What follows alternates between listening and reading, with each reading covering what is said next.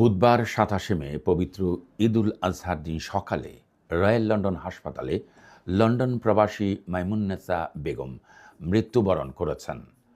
ইন্না লিল্লাহি ওয়া ইন্না ইলাইহি রাজিউন। মৃত্যুকালে মরহুমার বয়স হয়েছিল প্রায় ৯২ বছর। মরহুমা মাইমুন্নেছা লন্ডনে একজন সমাজসেবী ও মানবাধিকার কর্মী ছিলেন।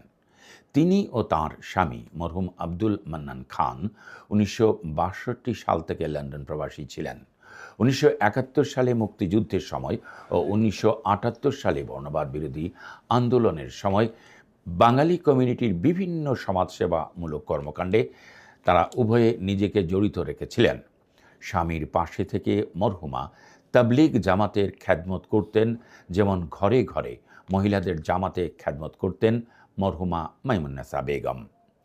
এছাড়াও মরহুমার বড় ছেলে মরহুম আব্দুস সামাদ খান মানিক, যিনি শহীদ প্রেসিডেন্ট জিয়াউর রহমানের আমলে একজন গ্রাম সরকার হিসেবে খুবই জনপ্রিয় ও এলাকার জনগণের কাছে সমাদৃত ছিলেন।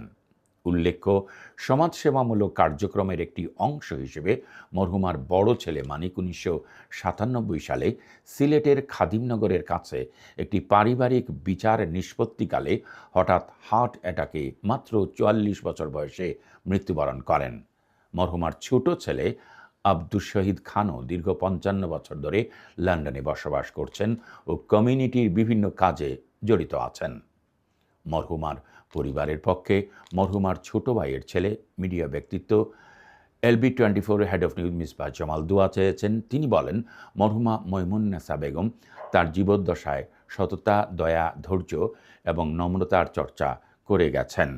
শুক্রবার ২৯ মে ইস্ট লন্ডন মসজিদে নামাজে জানাজা শেষে গার্ডেন অফ পিসে তাকে দাফন করা হয় বলে পরিবার সূত্রে জানা যায়।